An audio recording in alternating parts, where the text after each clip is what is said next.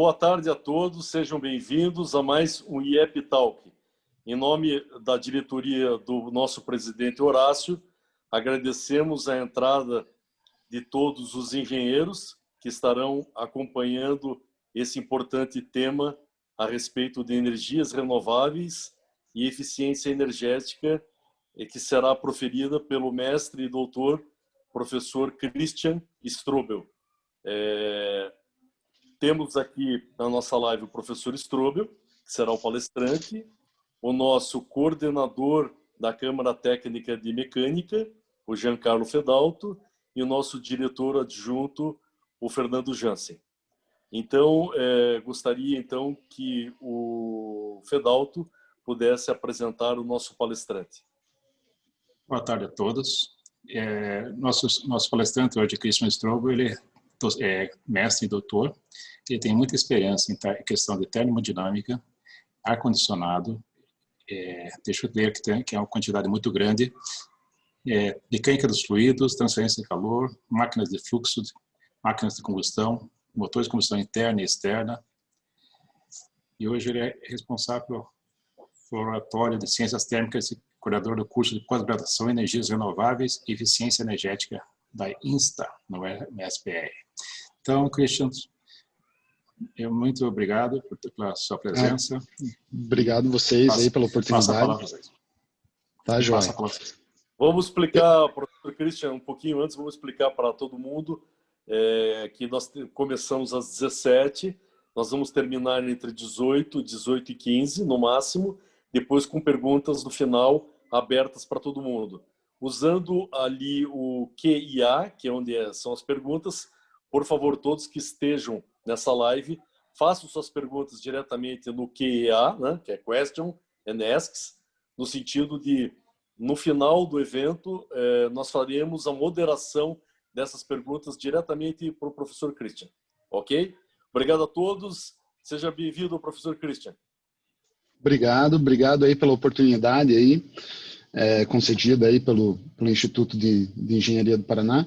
Eu vou compartilhar minha tela agora, eu acho que é tranquilo aqui, né? Vamos ver aqui só apresentação. Está aparecendo aí para todo mundo? Perfeito. Perfeito. Então tá jóia. Bom, eu vou falar hoje, então, sobre energias renováveis e eficiência energética, vou dar um panorama aí geral, né? E mostrar aí as grandes oportunidades que existem ainda hoje, né, nessa área que só tende a crescer, né? Só deixa eu clicar com o mouse aqui. Bom, o professor o Giancarlo Fedalto já apresentou um pouco a minha pessoa. Então, eu sou engenheiro mecânico, né, com mestrado e doutorado em engenharia mecânica pela PUC, né? O meu mestrado foi na área de transferência de calor condutiva e radiativa em vidros, né, simples, duplos, triplos, né, com o intuito de prover aí uma eficiência energética maior em edificações, né? E o meu doutorado na área de chaminés solares, né, que eu vou comentar um pouco mais para frente, é uma modalidade de energia solar passiva, né, bem interessante, tá? Trabalhei um tempo aí na Electrolux e na Trane, né, então na área de refrigeração, e aí desde 2008 aí como docente aí para as disciplinas aí da área de térmica e de fluidos, então máquinas térmicas, máquinas de fluxo, refrigeração, termodinâmica, transferência de calor e por aí vai, né? Hoje eu coordeno aí o curso de especialização em energias renováveis e eficiência energética, né, no INSTA, né, Instituto de Soluções Tecnológicas Aplicadas, né, da Universidade Federal do Paraná. Tá? Bom, o que eu gostaria de comentar hoje, né, uma pequena agenda aí da apresentação, vai ser aí falar um pouco sobre energia eólica, né, tanto de eixo vertical, eixo horizontal e algumas novas tecnologias que estão surgindo. Falar sobre energia solar fotovoltaica e termosolar. Não só a termosolar, né, ali no sentido de aquecimento, mas também de uma modalidade que está ganhando força hoje, né, que são as heliotérmicas, né. Falar um pouco sobre a biomassa, né, então rapidamente aí sobre etanol, biodiesel, madeira, biodigestores. a energia hídrica, né? Então, as pico, micro, mini, pequenas centrais hidrelétricas, né? As ondas e marés, células combustíveis, que também está ganhando bastante espaço hoje em dia. Falar também aí sobre outras modalidades de energias renováveis não tão comuns aqui, né, no nosso país, como a geotérmica, a OTEC, que são as usinas de diferenças de temperaturas no oceano, né, e painéis cinéticos, né, outras tecnologias. E também falar aí um pouco sobre a eficiência energética, que é um tópico aí do momento. Tá? Bom, eu acho que é interessante começar um pouco com o panorama energético do Brasil. Tá? Hoje em dia, a gente tem ferramentas muito interessantes disponíveis tanto no site da ANEEL, como também, da EPE, da Empresa de Pesquisa Energética, como também da Operadora Nacional do Sistema Elétrico, ONS, né? Esses dados foram extraídos aí, esses dias mesmo, aí no site do ONS. Então, ele mostra aí, né, então em 2019, tá, qual que é a capacidade instalada aí por tipo de usina, né? Então, dados aí de dezembro de 2019, deixa eu só minimizar aqui o painelzinho aqui, a capacidade instalada, né, hidrelétrica, nossa matriz energética, a gente está falando só de energia elétrica, tá? Não estamos falando aí de combustíveis, né, para transporte, tá? Então, a instalada de hidrelétrica, a gente tem aí 2/3 da nossa matriz, né, 67,8%. A térmica conta aí com 20,5%, né? Então, a gente ainda tem muita, né, energia elétrica sendo gerada por termoelétricas, né? Eólica, 9,1%, solar, 1,5%, nuclear, 1,1%. Tá? Esses são os dados aí obtidos, então, no Operador Nacional do Sistema Elétrico. Tá? O que é interessante mostrar é comparar com o mundo, né? Então, hoje, esses dados aí são da Empresa de Pesquisa Energética. No Brasil, a gente tem, na nossa matriz, 56,5% da energia por fontes não renováveis, né? E no mundo é 86% a média mundial. Tá? Isso levanta alguns aspectos assim, interessantes para a gente pensar, né?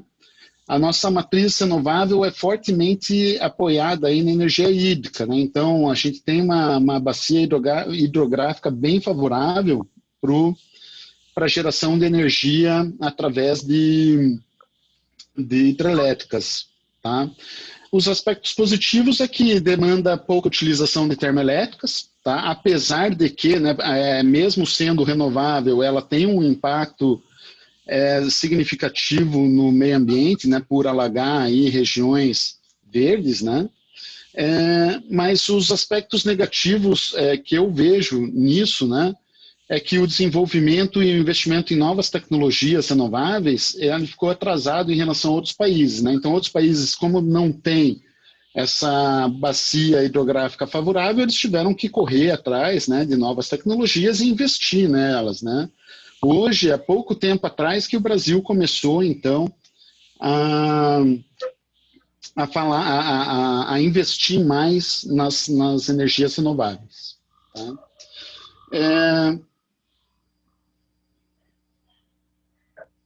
Puxa, esse daqui eu copiei do outro, acho, eu peço perdão aí, tá? Mas vamos falar um pouco aí sobre a energia eólica, né, de eixo vertical, horizontal e novas tecnologias, tá?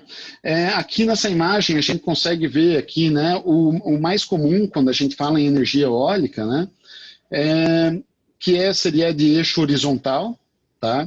Elas são usinas bem eficientes, mas muito caras ainda, tá? A da figura do meio e a última figura são de eixo vertical, tá? Elas são um pouco mais versáteis em superfícies mais, digamos assim, rugosas, vamos dizer assim, onde tem mais perturbação, como cidades, né, perto de regiões com muitas árvores e tudo mais, né, porque ela pega tanto componentes horizontais quanto também ascendentes, por exemplo, e descendentes. Tá?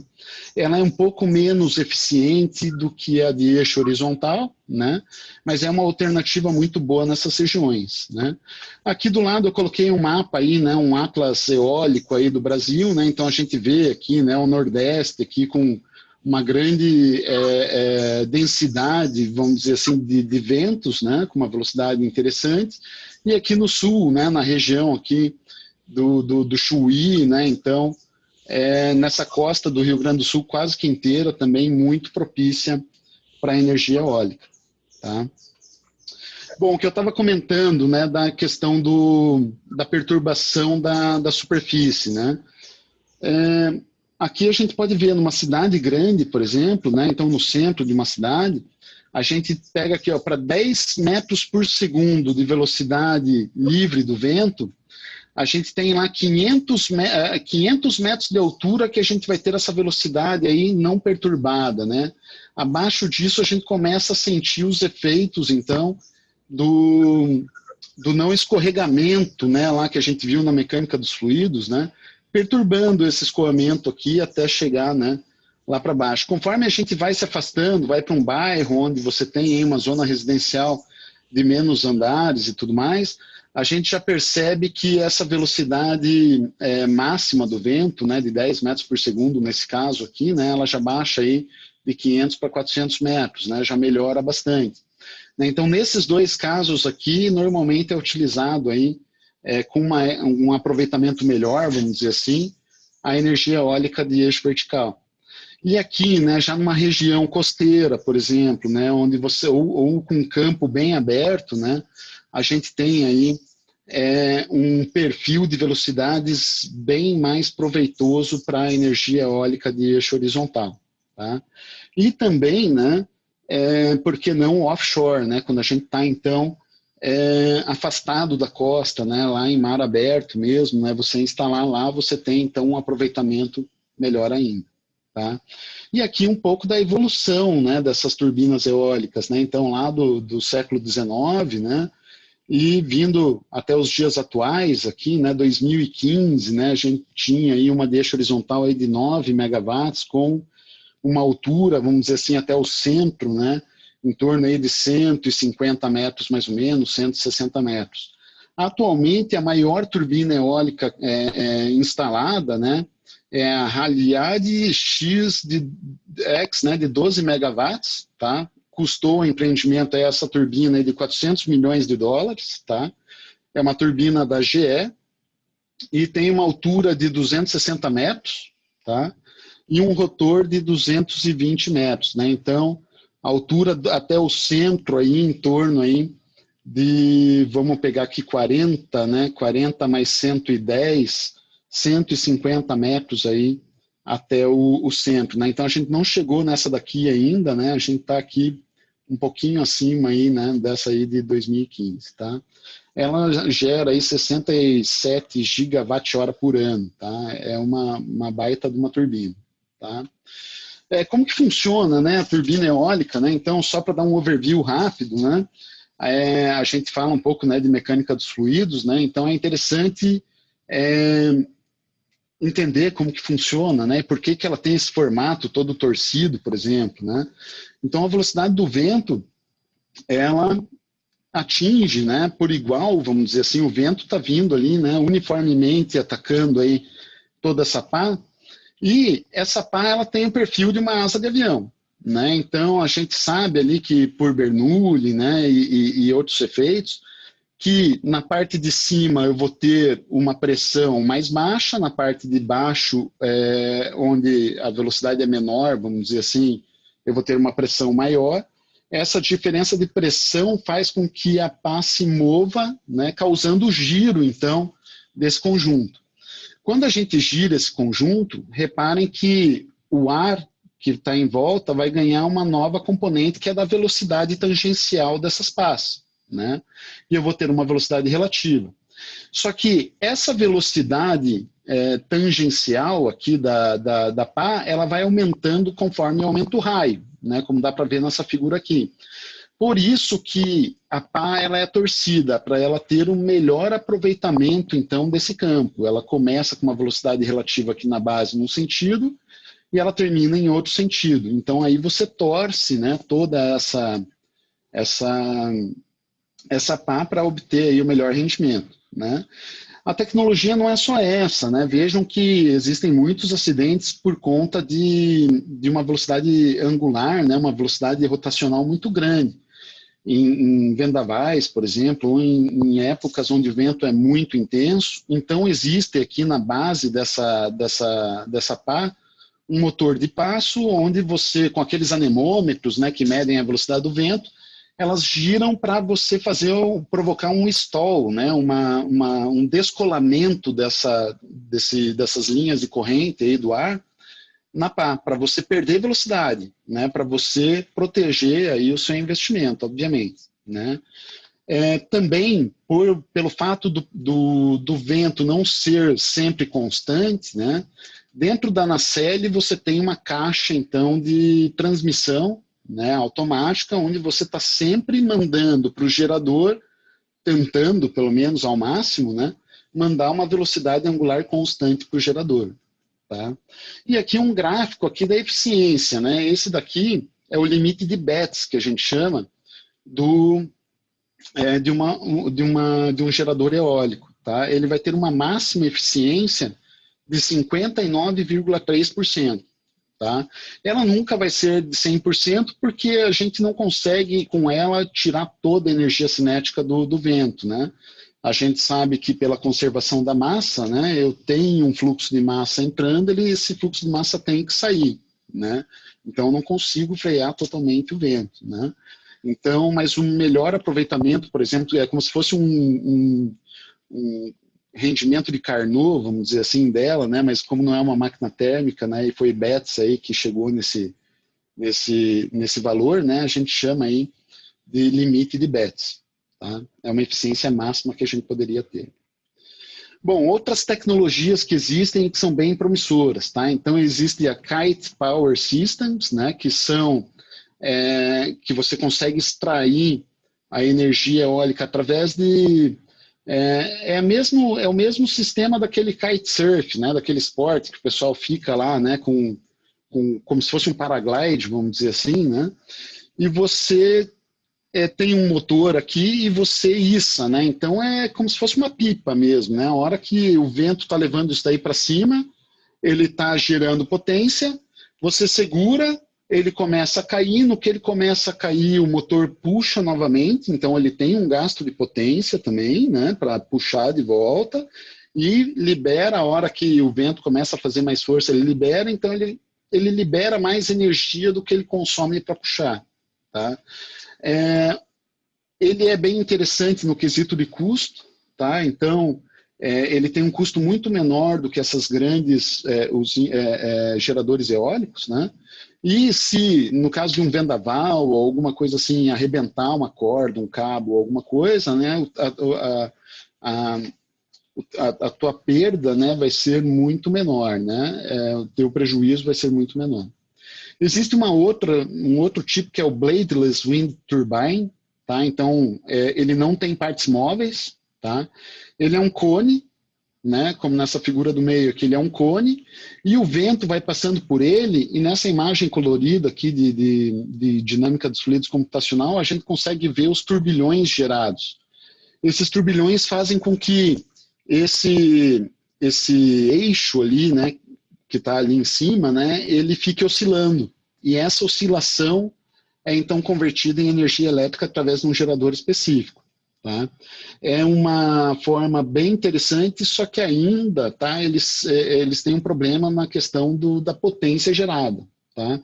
Me parece que o atual dele, né, da empresa, é Vortex, né, Bladeless Turbine, é de 50 kW, então não é muita coisa. Tá? Então, conseguiria deixar ligado aí uns 12 chuveiros elétricos ao mesmo tempo com uma dessa, né? Então, lógico que é tudo uma questão de quanto custa, né? O custo-benefício disso daí, né? Que tem que ser analisado. Bom, passando para frente, né? Aqui só mostra aqui um videozinho aqui, né? Ele não tem som mesmo, tá, pessoal? Não se preocupem. Que mostra, por exemplo, um dos impactos ambientais, né? Que muitos já ouviram falar, além do impacto sonoro, né? Você pode acabar acertando aí aves em rota migratória, né? Então, por isso que aquelas, ó, aí, calma aí que vai acertar, ó, acertou o pássaro ali, por exemplo, né? E aí é um baita de um pássaro aí que caiu ali perto do carro, ele vai dar um zoom ali, né? Então é um pássaro grande, você vê, foi acertado por isso, né? Isso que foi, né, uma pessoa aí que estava passando e viu e filmou, né? Mas dependendo da quantidade de aves, né, que você tem, se é uma rota migratória, se não é, né? Isso daí impacta bastante. Tá?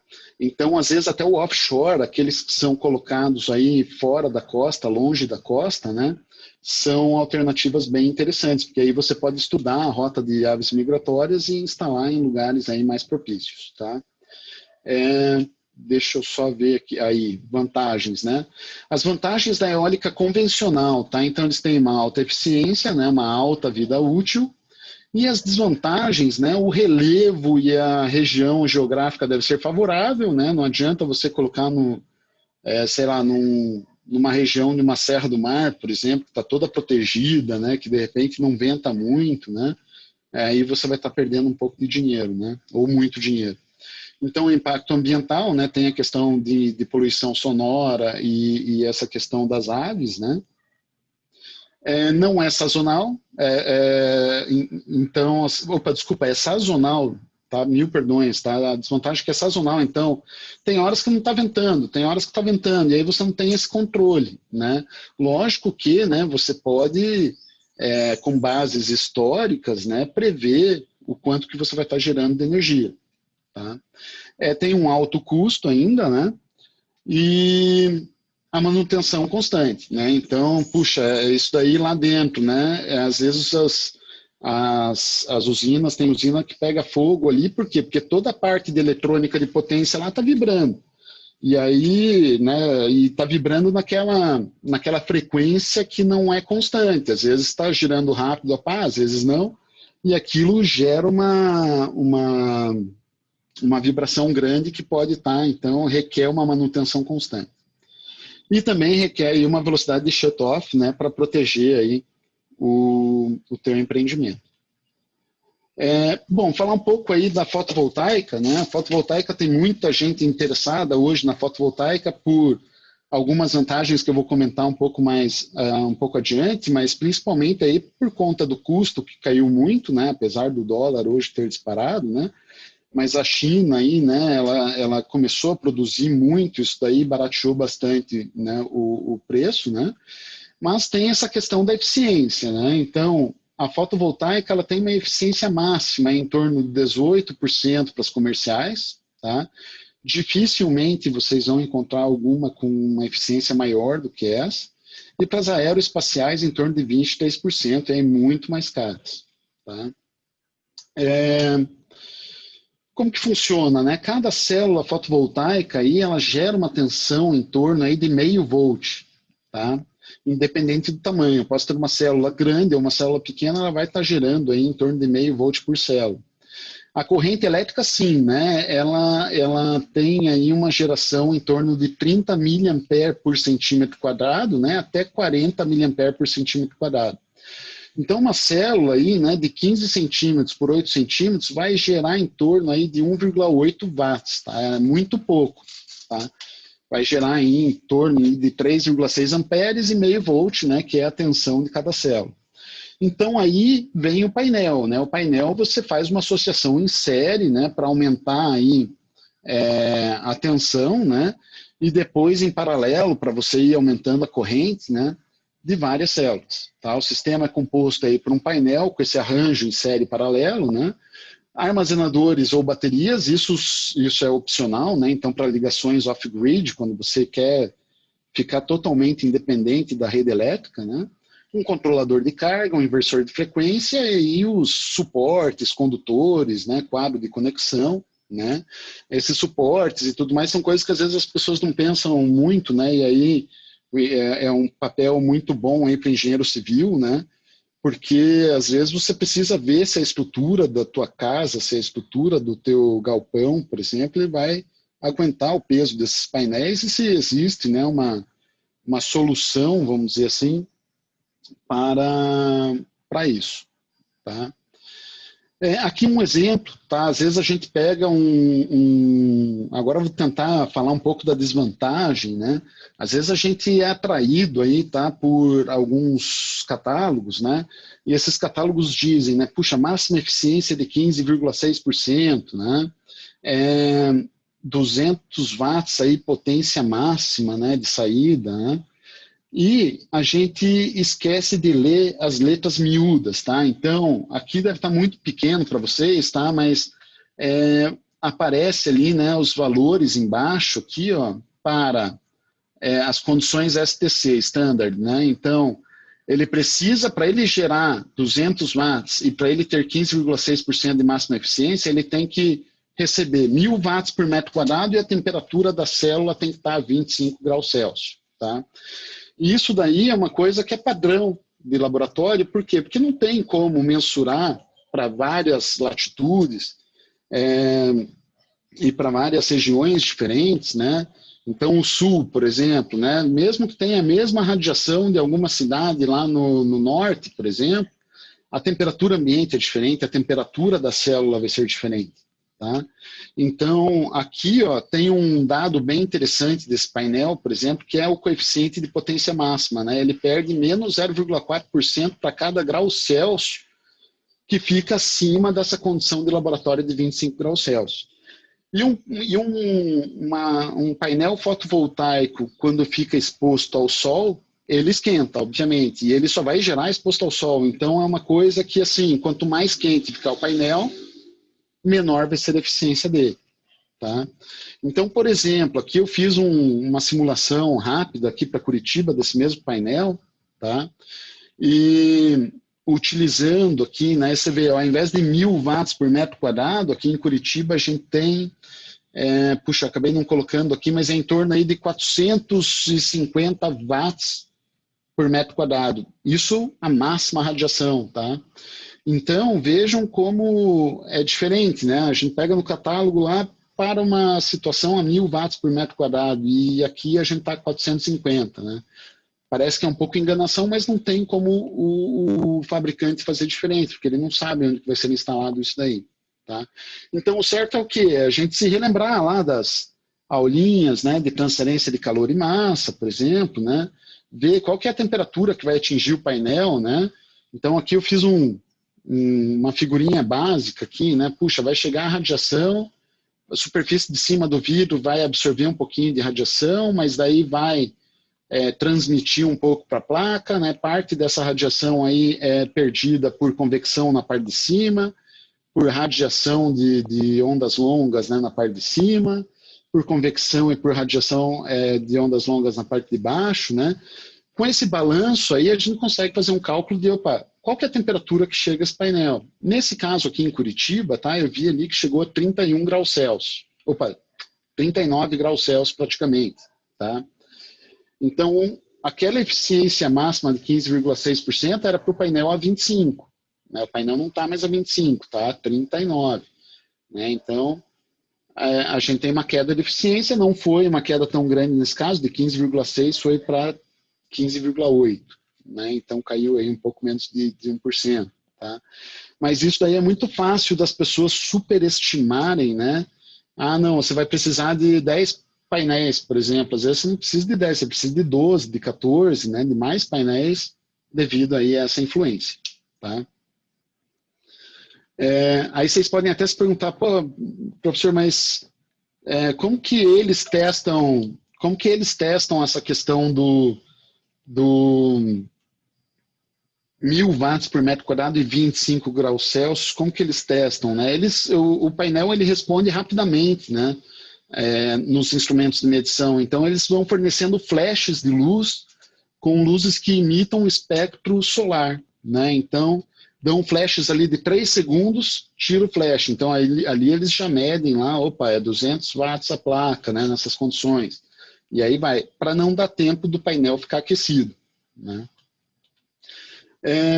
Bom, algumas vantagens aí, né? Ficou fora de ordem aí a apresentação, mas vantagens, né? Economicamente viável, né? Hoje em dia, né? É geração distribuída, então você consegue distribuir essa geração, qualquer um pode ter aí em sua casa, né? Um painel fotovoltaico em sua empresa. Se você morar num apartamento, por exemplo, eu não tenho um terreno para colocar isso daí, eu não tenho nem teto para colocar isso daí, porque é um prédio, por exemplo. Existem startups hoje, né, empresas, que você consegue alugar, né, um terreno, né, tipo, eles têm um terreno e você aluga, né, você chega, opa, eu quero tantos metros quadrados aí de painel fotovoltaico, né, e isso daí, essa startup já tem, né, um contrato tripartite aí, né, onde você tem essa empresa, a concessionária e você, né, então eles conseguem fazer essa triangulação aí do que você está gerando lá, né, e que você paga para eles gerarem, né, e o que vem na tua conta, né? E normalmente você paga menos, né, do que pagaria aí na sua conta residencial, né? Então são oportunidades bem bacanas, tá? E é um recurso abundante, né? Principalmente aí no Brasil, né, onde a gente tem aí muitas áreas de grande insolação, né? Tirando Curitiba, obviamente, aí, né? Mas ou algumas cidades, né? Mas as desvantagens, né, essa questão da eficiência, né, e essa eficiência aí é sensível ao aumento da temperatura, tá? E aí a limpeza dos painéis aí é necessária, né? Então você tem que estar sempre limpando porque a poeira, a sujeira e tudo mais, ela é um bloqueio mecânico mesmo, né, da energia solar até o painel. Um outro tipo de energia que está ganhando espaço lá na Europa já é bem comum, na Espanha tem mais aí de 10 usinas dessa, tá, na Espanha, é heliotérmica. Aqui no Brasil vai sair uma, tá?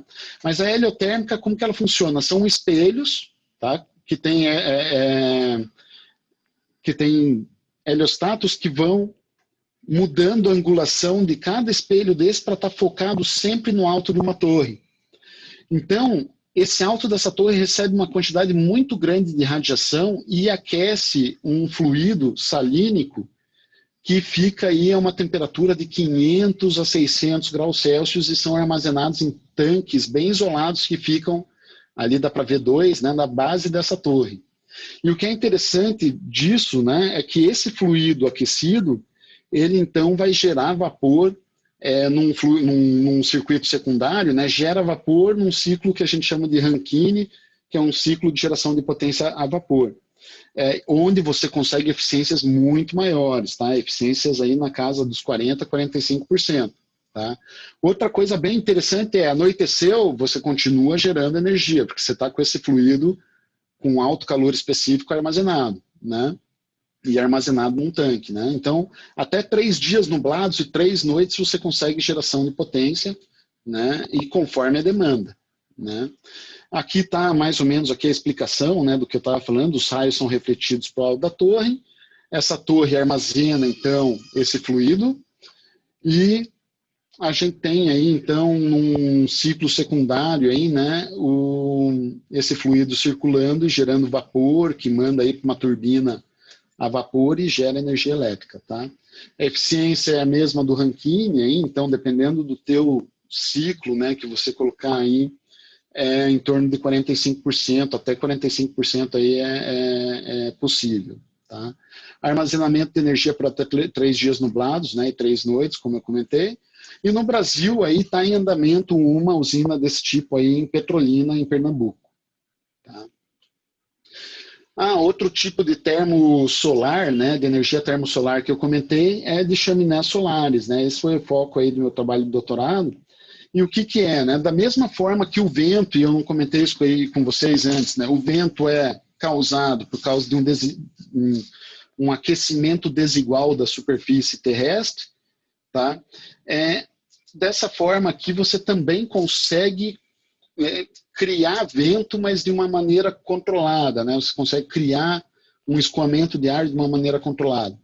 Então, a radiação solar passa pelo vidro, né? Então, o vidro ele é transparente para a onda curta que vem do Sol, de radiação, aquece a superfície do solo embaixo desses vidros, esse solo vai emitir radiação de onda longa, que não vai passar pelos vidros, então é uma estufa.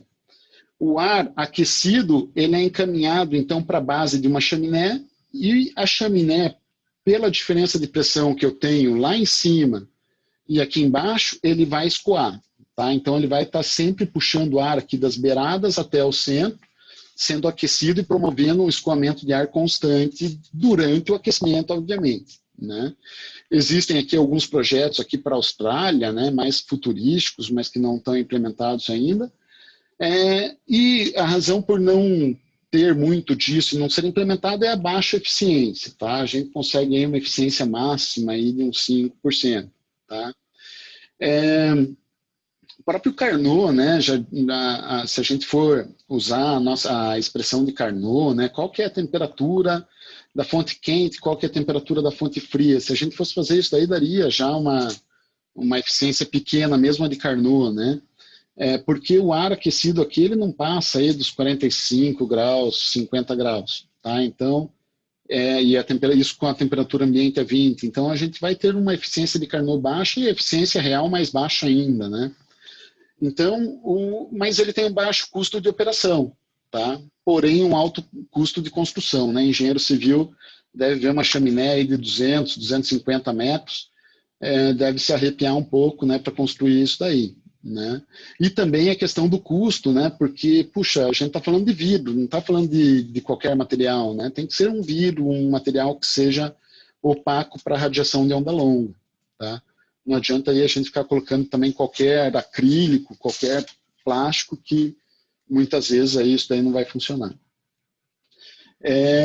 Bom, e também ainda temos a energia solar aí para aquecimento, né? E é muito... Aqui no sul eu não vejo tanto, mas, por exemplo, ali em Minas, centro-oeste, nordeste, é muito comum esse tipo de aquecedor. Tá? Existe o aquecedor do tipo termosifão, que é mais eficiente, tá? E existe o de coletor plano, que é muito usado aí para aquecimento de água de piscina, por exemplo. Tá? Então, é destinado aí a aquecimento de água.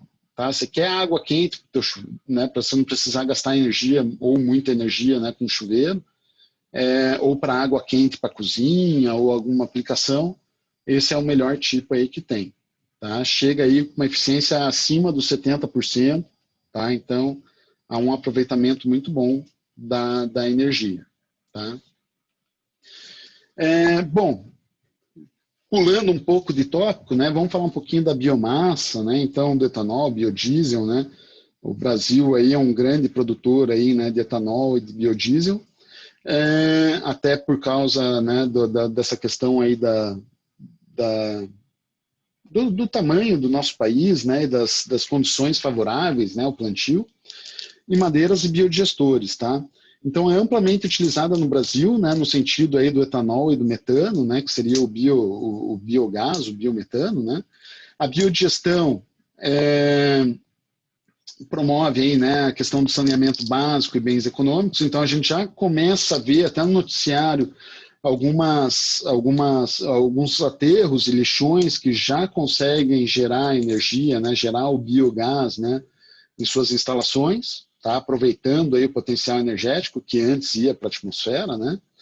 No Brasil, a gente tem um potencial aí de 4 milhões de metros cúbicos ano de biogás e um potencial de 14,4 terawatt-hora ano de energia elétrica, um potencial muito grande, tá. Algumas aplicações muito interessantes que existem por aí, tá, são a aplicação de biodigestores de pequeno porte para condomínios, né, por exemplo, condomínio, ao invés de ficar jogando, né, o lixo orgânico, separando o orgânico do reciclável e tudo mais, e levando todos para frente, os pequenos condomínios, principalmente os de alimentação, esses comerciais de alimentação, por exemplo, você pode estar gerando muito biogás com isso, né, e já reduzindo a conta de condomínio, por exemplo, né, usando aí motogerador e tudo mais. Então é bem interessante. Tá? Aqui e no interior do Paraná é muito comum, tá? A gente vê esses bolsões aqui, né, guardando biogás, né?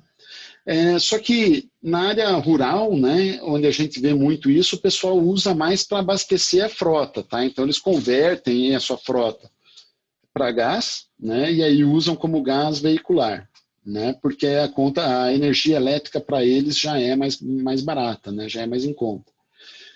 Aqui tem uma imagem aqui de microalgas, né?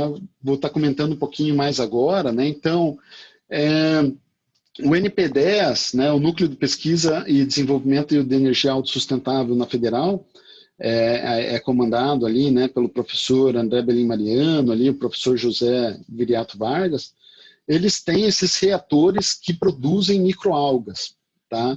E as microalgas, a partir das microalgas é feito biocombustível. E o que é mais interessante ainda é que depois de você gerar energia elétrica através de motogeradores, por exemplo, você injeta o CO2 desse motogerador de volta aqui nesses bioreatores para catalisar a produção aí de microalgas, o que é bem bacana, tá? Ainda no sentido das microalgas, né, a professora Michele Spier, ali do INSTA, né, da Universidade Federal do Paraná, né, da Engenharia Química, ela tem aí uma pesquisa muito interessante, muito bacana aí de bioplásticos, né? Então, ela conseguiu aí desenvolver um bioplástico bem bacana, bem interessante, que tem uma biodegradabilidade bem rápida, né? Então, normalmente, para ser um bioplástico, né, um plástico biodegradável, tem que se biodegradar em 6 meses. Ela conseguiu desenvolver um com 5 meses, né, que em 5 meses você consegue degradar aí esse bioplástico, né? E é feito com microalgas, né, e outros amidos e outras substâncias aí naturais, né, então que não vão afetar o meio ambiente, tá? Então é uma pesquisa muito interessante. Bom, partindo ainda para outras modalidades, né, então a micro central hidrelétrica, pico central hidrelétrica, né, as pequenas centrais hidrelétricas, eu coloquei aqui, né, eles dividem em vários tipos, né, então as grandes centrais hidrelétricas acima de 50 megawatts, as pequenas centrais hidrelétricas de 5 a 50 megawatts, as mini de 1 megawatt a 5 megawatts, as micro de 20 quilowatts a 1 megawatt, e as pico centrais hidrelétricas menores, aí, com geração menor do que 20 quilowatts. E, como eu já comentei no começo, né, o Brasil aí tem uma bacia hidrográfica muito favorável, tá? A gente tem aqui alguns exemplos de pequeno porte, né? Então, tem uma empresa, se não me engano é da Finlândia essa empresa, tá, pessoal? Ela pega aqui com pequenos desníveis, ela pega e gera, né, energia elétrica, ela passa aqui por um canal adutor aqui, né, e com pequenas quedas você já está gerando energia. E esses dois engenheiros são de Curitiba, tá?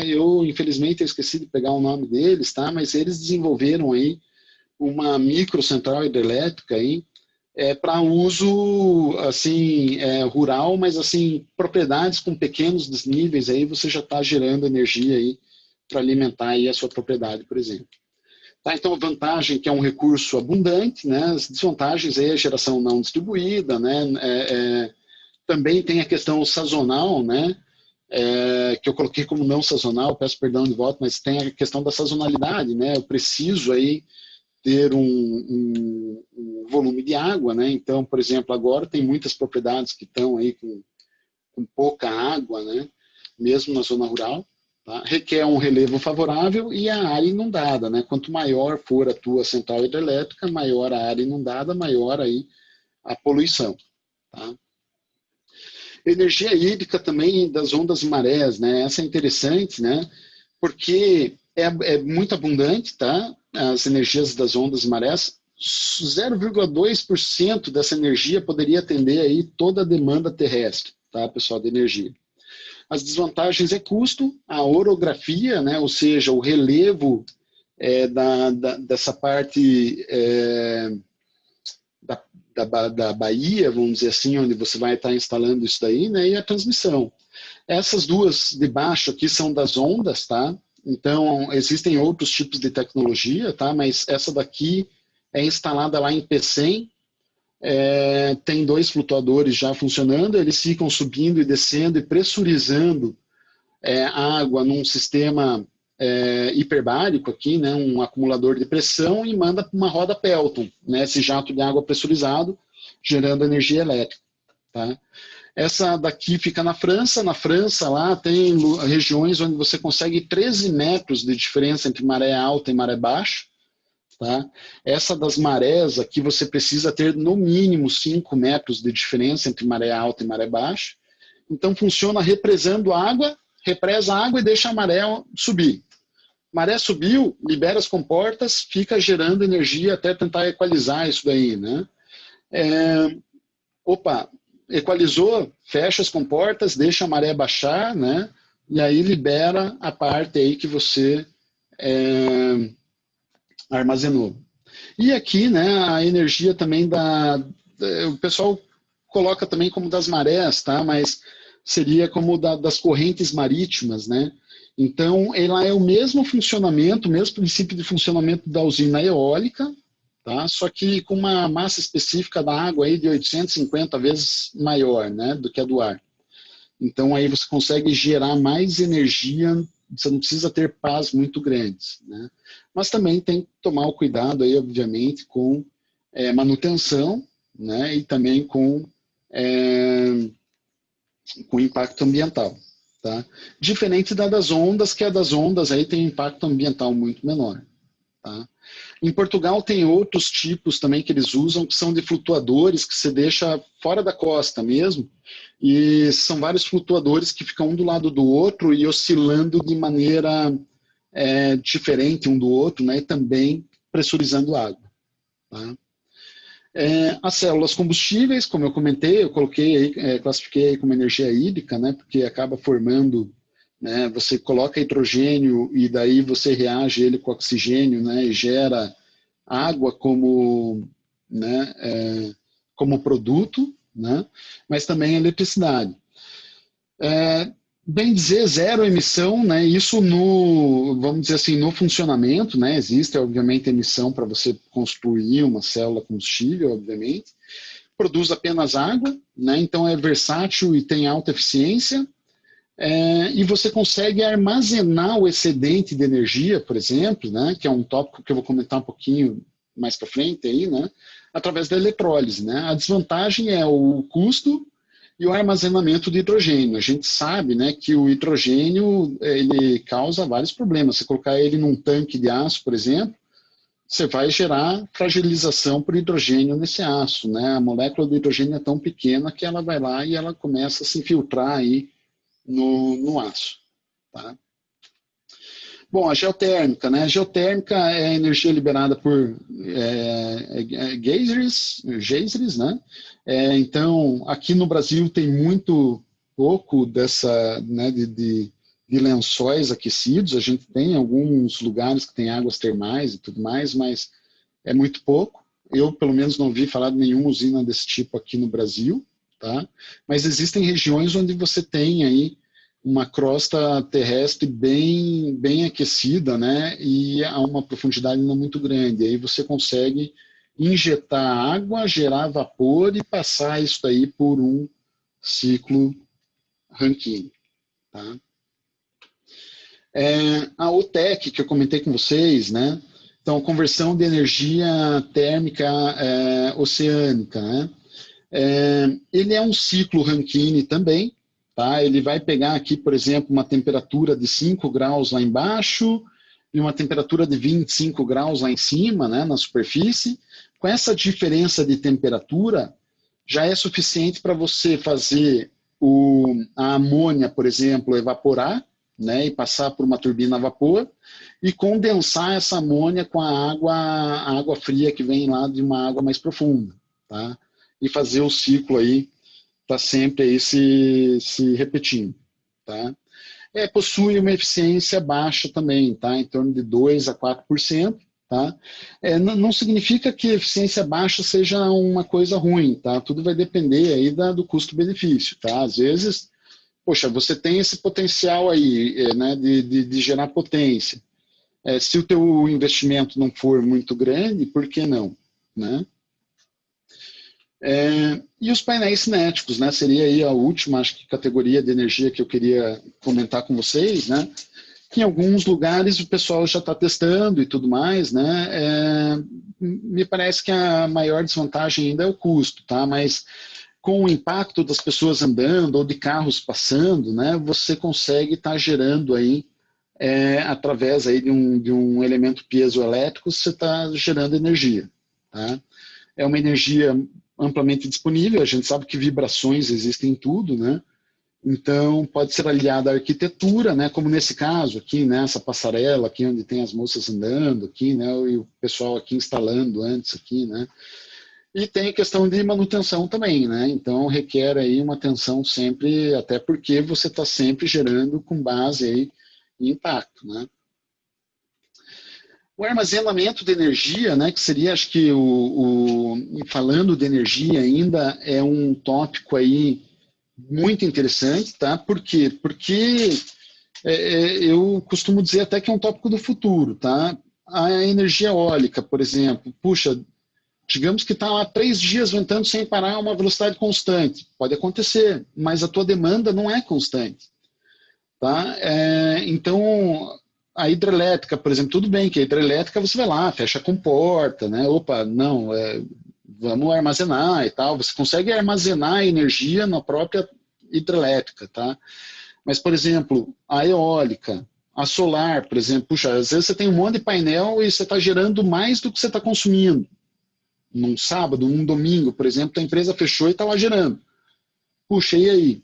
Tudo bem, né, que hoje, com a nossa política pública aí, a gente sabe que a gente pode estar jogando na rede esse excedente e tudo mais. Mas tem regiões que não, né? A gente visitou uma empresa lá em Portugal, lá em Porto, no ano passado, onde para eles não compensava jogar na rede, porque é um sistema onde você compra a energia da concessionária por um preço, acho que era 14 centos de euro, e vende a 3 centos de euro. E se você quisesse, e para fazer isso, você tinha ainda que ter uma documentação, uma vasta documentação, era bem burocrático. Então, para eles não compensava fazer isso, para eles compensaria armazenar energia. Tá? Atualmente, quando a gente fala de armazenamento de energia, vem bateria na cabeça, né? Puxa, eletroquímica. Mas a eletroquímica é poluente, né? É prejudicial ao meio ambiente. Você está lá com chumbo, um monte de coisa, né? Então, é complicado. Mas você pode também armazenar na forma térmica, né, como na usina heliotérmica. Você pode aumentar a energia potencial de um fluido bombeando ela para um reservatório superior. Você pode fazer eletrólise ali, né, e gerar hidrogênio para usar em célula combustível depois, por exemplo. Você pode pressurizar ar, né, embaixo de uma crosta terrestre ou em tanques para depois usar em turbinas, né. Então, como eu comentei antes, né, muitas categorias aí de energias renováveis não conseguem ser aproveitadas devido à sua sazonalidade. Então, aqui, por exemplo, esse gráfico eu peguei de hoje, tá? Se você entrar no ons.org.br, tá? Eu entrei hoje às 4h30 aqui, tá?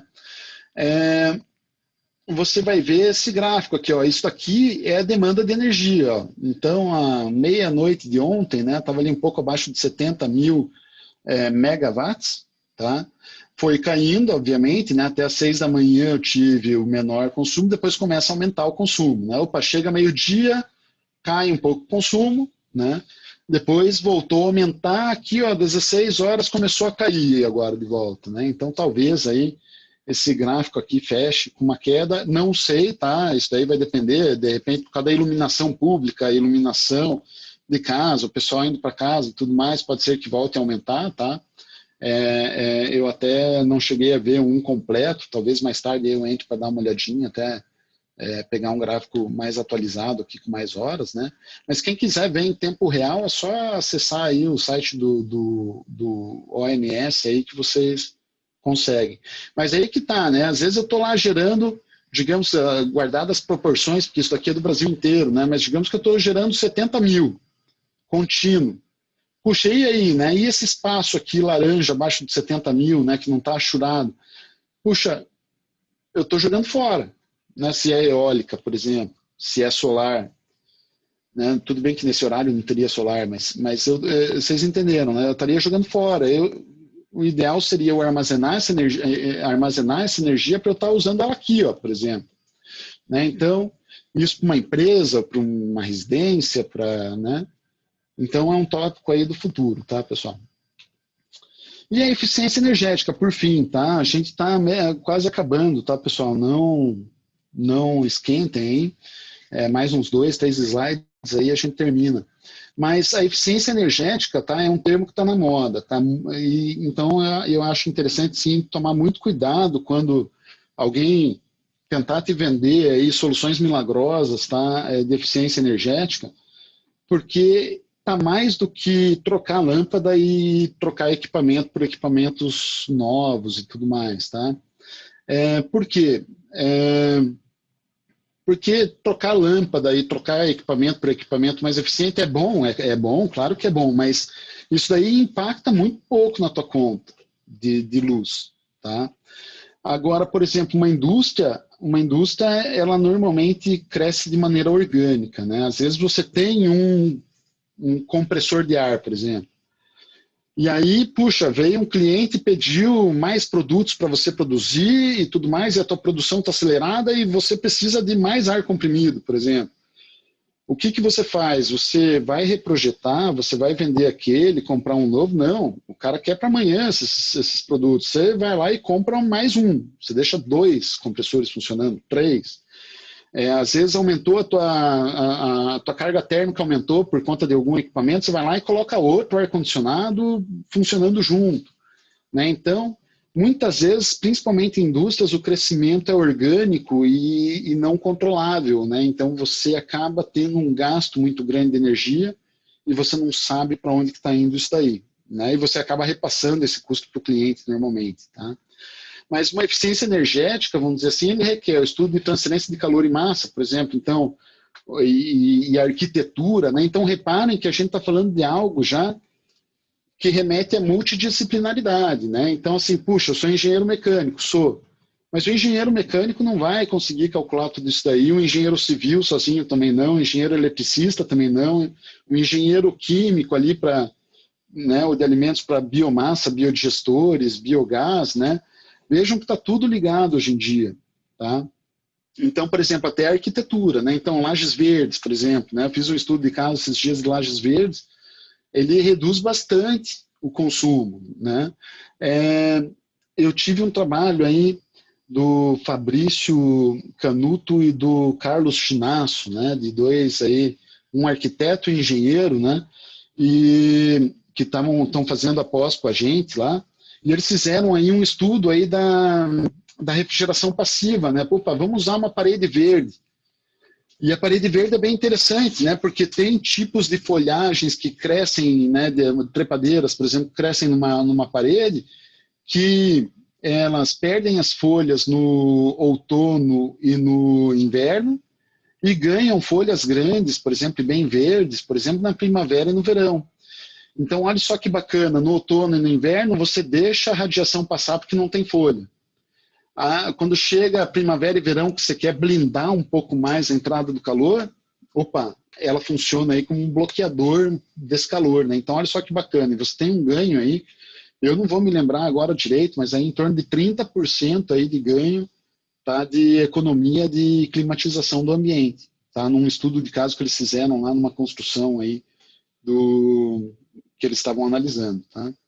Então, você vê, são às vezes estratégias que a gente consegue usar que são bem interessantes, né? Então, localização de unidades evaporadoras, vou comentar um pouquinho daqui a pouco, né? Estudo de harmônicos nas redes elétricas, tá? Eu estou colocando aqui porque eu sei que existe, tá? Mas eu não sou engenheiro eletricista, não me arrisco a explicar muito, tá?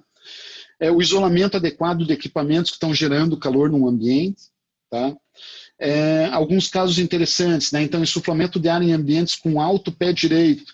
Então, pensa lá o Museu Oscar Niemeyer, ou uma igreja, a gente visitou uma igreja, não posso citar nomes aí, mas que tem um pé direito altíssimo.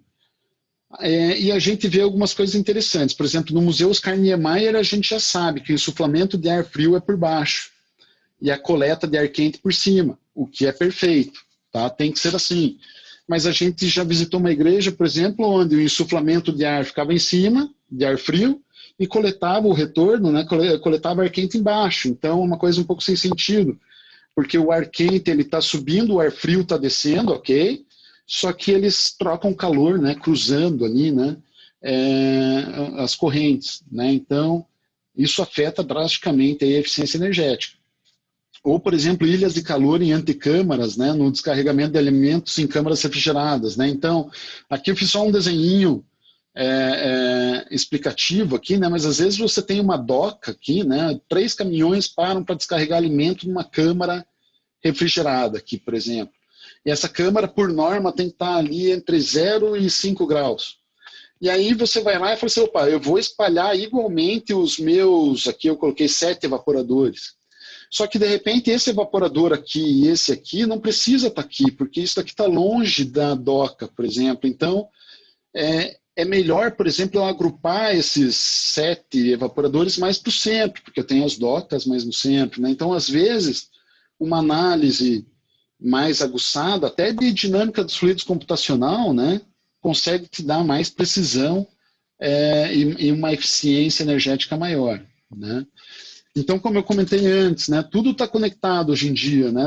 Hoje a gente fala muito aí, também temos no Insta, tá, esses cursos, né? Então, por exemplo, Engenharia Industrial 4.0. Puxa, hoje a gente tem smart plugs para você colocar em casa, para você saber em tempo real quanto que está consumindo a tua geladeira, a tua TV, a tua casa como um todo. Por que a tua geladeira começou a consumir mais, né? De repente você pega o histórico da geladeira para um mesmo clima, né, uma mesma época do ano, com a mesma temperatura, a tua geladeira começou a consumir mais. Opa, né, já acende uma luz vermelha ali, opa, vai verificar essa borracha da vedação da tua geladeira, vai verificar ali se o motor já não está travando, né? Então você consegue ter, e isso já entra também na parte de engenharia de manutenção 4.0, que a gente também tem um curso desse no Insta, tá? Então, e tem os smart switches, né? Então, para empresas maiores, puxa, eu quero fazer um trabalho de eficiência energética na minha empresa. Puxa, a primeira coisa que você tem que fazer é mapear onde está sendo o ralo de energia ali, né? Pega o quadro, coloca uma smart switch em cada, né, no lugar de cada disjuntor ali, porque esse smart switch é um disjuntor conectado ao Wi-Fi que você consegue monitorar, né? Você já consegue ver, opa, ao invés de eu atacar a sala ali, que eu acho que consome mais, não, vou atacar lá o escritório da engenharia, eu vou pegar o componente X ali da minha fábrica, né? Porque você consegue verificar para onde está indo mais energia, né? E isso é totalmente engenharia industrial 4.0, né? Outra coisa, né? Muito se fala hoje em Big Data, né? Então, puxa, dados, e o que a gente faz com esses dados, né? Então, por exemplo, a gente tem um trabalho ali no Insta, né? Junto com o Alexandre Varga ali da Volvo, né? Está fazendo seu trabalho de mestrado lá com a gente, em que, por exemplo, você consegue monitorar todo o comportamento, por exemplo, de um ônibus biarticulado, tá?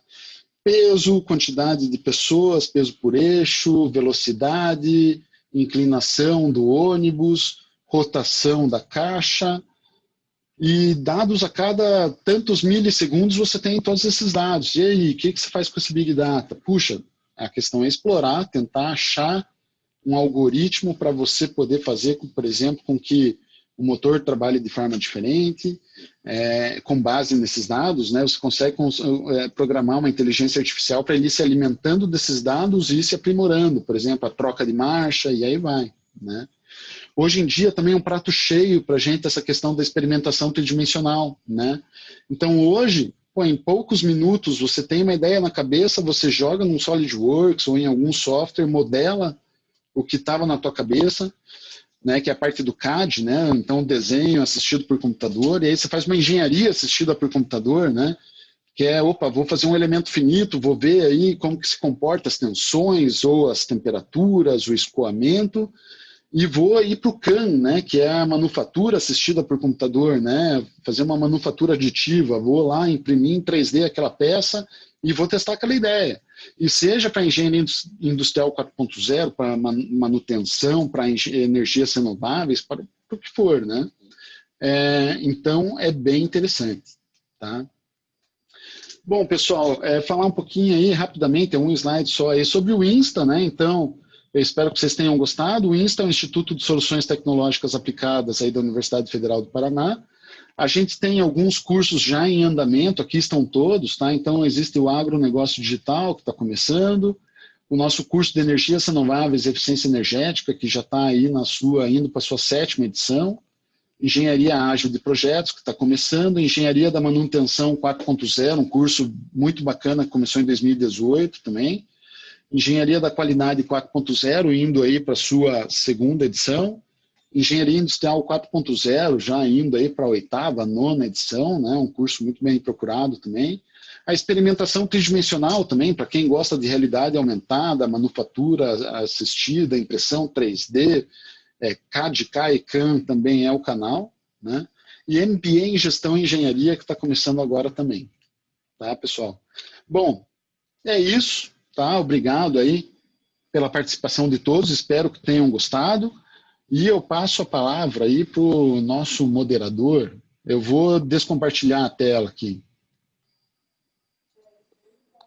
Parabéns, Christian. Excelente apresentação. Muito bacana mesmo, tá? E dentro do que foi falado, amanhã, então, colocaremos no YouTube, na íntegra, tá? Essa apresentação com vários pontos bastante interessantes, tá? Vamos, então, para as perguntas, que agora é a abertura para as perguntas. Então, todos que estão aqui presentes, por favor, façam as suas perguntas aqui, tá? Que eu já vou passando para o professor Christian, né? Do diretor adjunto do IEP, o Fernando Jansen, pergunta: professor Christian, as torres com eólica encapsulada funcionam melhor? Olha, eu confesso que não é a minha área principal, tá? Eu estou vendo aqui o professor Eloy Rufato aí tá participando aí, né? Se não me engano aí. O Sim. Professor Eloy, ele está participando, ele tem ele é superintendente de energias renováveis da Copel, né? E ele dá aula lá no meu curso. Então eu confesso que eu não sou assim o expert na energia eólica, tá? Mas eu já vi esses captadores, eu quero ver se eu entendi a pergunta, aqueles captadores onde você faz um cone direcionando a energia, o vento, vamos dizer assim, né? E aumentando a velocidade dele. Eu já vi artigos assim dizendo que aumentam, tá? Agora eu não sei se é uma realidade e qual que é a viabilidade disso, né? Porque às vezes uma torre eólica já é muito caro, né? Às vezes você colocar isso daí, encapsular ela, né? Talvez fique algo muito caro, né? Ok. O Fernando Jansen faz uma segunda pergunta. Professor Christian, quando tivermos oscilação na produção dos ventos, como é que fica a produção de energia? Quando tiver oscilação nos ventos? Isso. Então, a energia eólica ela vai produzir energia a partir de 4, isso vai depender muito do fabricante, tá? Mas a partir de 4 metros por segundo até 20, 25 metros por segundo, ali fica a velocidade de shutoff, né? A velocidade em que você vira aquelas pás para ela perder sustentação mesmo, né? E ela parar, desligar para que ela não fique numa situação extrema ali de velocidade angular, né? Então, lógico, né? Tem essa questão da sazonalidade. Tá? A partir de 4 metros por segundo, ele vai estar gerando e vai estar jogando na rede. Acima de 20 metros por segundo, vai parar de gerar. Tá? Então, agora sim, puxa, se ele está gerando mais do que a demanda, essa energia está sendo perdida. Né? A não ser que você tenha algo para você armazenar energia, né? Armazenar essa energia. Outra pergunta do Fernando, né? O professor Christian, qual é o equipamento necessário para determinar se uma determinada região é viável para a produção de energia eólica?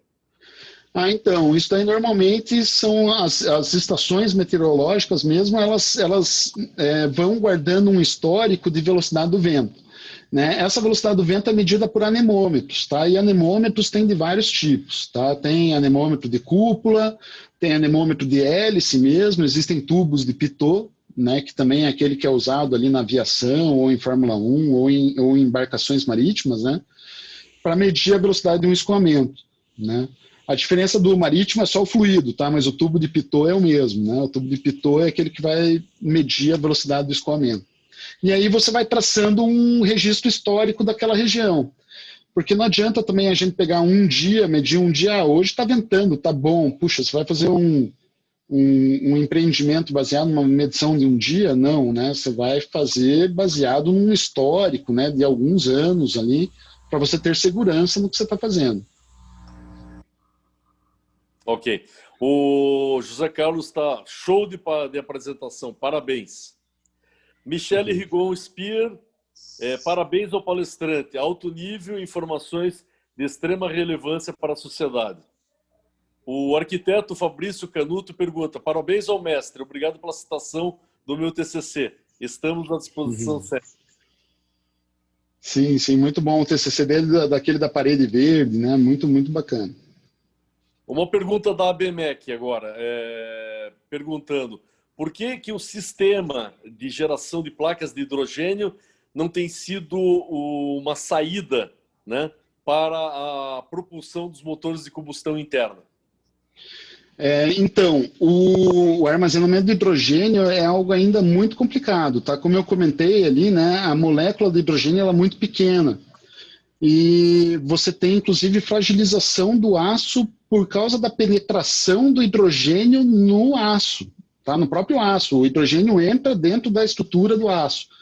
Então, você armazenar hidrogênio, que tem um poder calorífico altíssimo, né? E que, assim, uma explosão, por exemplo, seria aí catastrófica, é complicado. Então, o caro dele não é tanto a conversão, né? Talvez até seja, a célula combustível seja, né, um problema, né, para você usar. Mas, por exemplo, vou injetar direto no motor e vou aumentar. Pô, beleza. Mas você armazenar esse hidrogênio é complicado.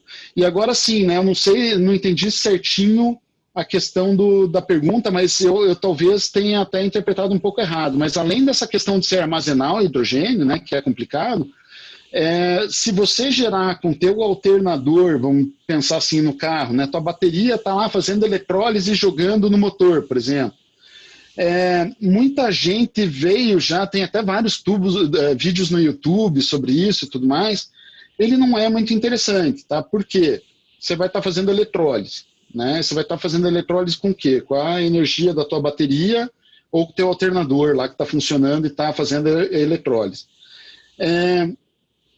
A quantidade de energia que um alternador consome do teu carro é em torno de 2 cavalos, tá, de potência.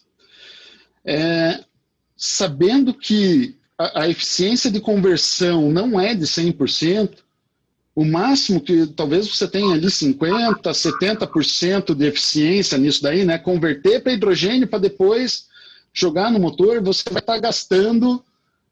você vai estar gastando 2 cavalos para fazer essa separação e você vai conseguir menos de 2 cavalos, você vai conseguir 1 cavalo e meio. E talvez você ainda não atenda a necessidade do alternador, que é de carregar a bateria. Então, fica um negócio assim, não muito viável, sabe? Você vai estar investindo num sistema e tudo mais para conseguir 1 cavalo ou 1 cavalo e meio.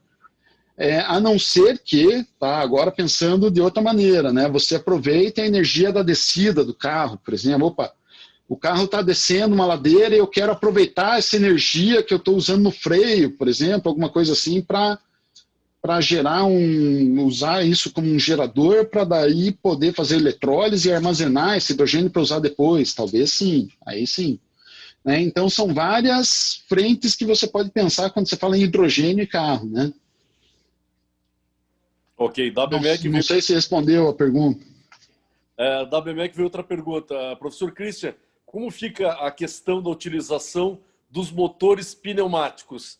Esse ciclo pneumático dos motores automotivos realmente tem um alto rendimento e funcionam bem?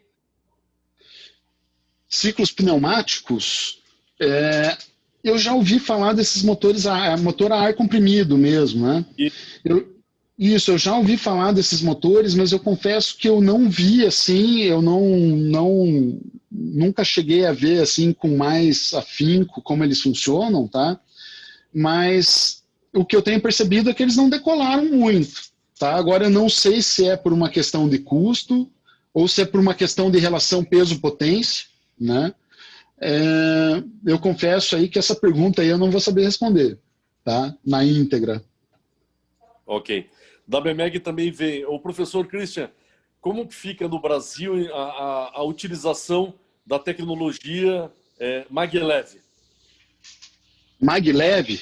Pô, eu não conheço essa. Eu peço 1000 perdões que a maglev eu não conheço. Então tá bom. Professor, não temos mais perguntas. Não. Então podemos considerar então a palestra feita, né? Excelente palestra, né? Um material bem rico, com muitas aplicações realmente, né? E amanhã ele estará editado e colocado na íntegra dentro do nosso canal YouTube.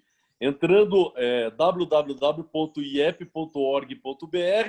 é o nosso canal diretamente no YouTube. Ok? Agradecer aí a participação de todos que estão aqui no nosso canal do Zoom, né? E agradecemos também realmente o apoio do Giancarlo Fedalto, todos os nossos diretores adjuntos, o Ricardo Fedalto que está, o Fernando Jansen e eu pessoalmente também sou diretor adjunto. E principalmente ao professor Christian pelo seu tempo demandado aqui para nos dar uma pincelada sobre a questão da eficiência energética, né? E energias alternativas que não sejam apenas a queima do combustível fóssil. Tá, joia. Eu que agradeço aí ao Instituto aí pela oportunidade. Muito obrigado para todos. O grande Palmeiras abraço. também está agradecendo a presença e elogiando a excelente palestra do professor Christian. Obrigado. Ok? Gente, um abraço a todos e um bom dia.